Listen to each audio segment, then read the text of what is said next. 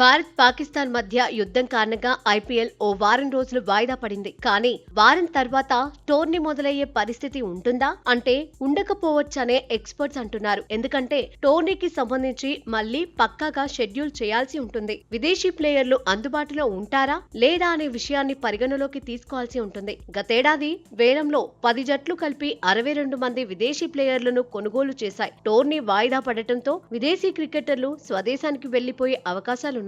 అయినా లీగ్ దశలో ఇంకా 16 మ్యాచ్లు మిగిలి ఉన్నాయి. ఈ 16 మ్యాచ్ల నిర్వహణకు 2 వారాలైనా అవసరం. టోర్నీ కోసం విండోను చూసుకోవాల్సిన పరిస్థితి ఇప్పుడుంది. సెప్టెంబర్లో ఆసియా కప్ షెడ్యూల్ అయింది. ప్రస్తుత పరిస్థితులను బట్టి ఆసియా కప్ జరగడం కష్టమే.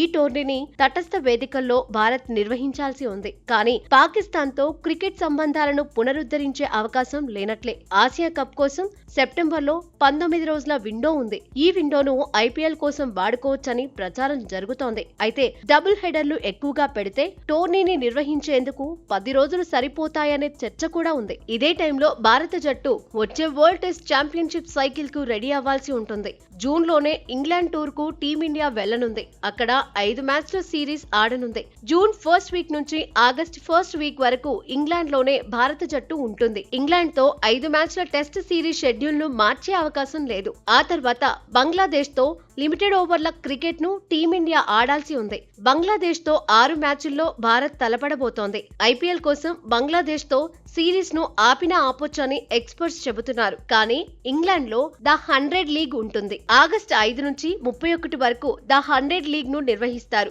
ఐపీఎల్ ఆడే ప్లేయర్లు కొందరు ఆ లీగ్ లోనూ ఉన్నారు. అదే నెలలో ఆసీస్ లో సౌత్ ఆఫ్రికా పర్యటిస్తుంది. 6 మ్యాచ్ల వైట్ బాల్ సిరీస్ ఆడుతుంది. దీంతో ఆసీస్ సౌత్ ఆఫ్రికా క్రికెటర్లు ఐపీఎల్ కు అందుబాటులో ఉండటం కష్టమవుతుంది. అందుకే సెప్టెంబర్ లో నిర్వహించడమే బెటర్ అనే వాదన వినిపిస్తోంది. కానీ ఆగస్టు 15 నుంచి సెప్టెంబర్ 22 వరకు కరేబియన్ ప్రీమియర్ లీగ్ ఉంటుంది.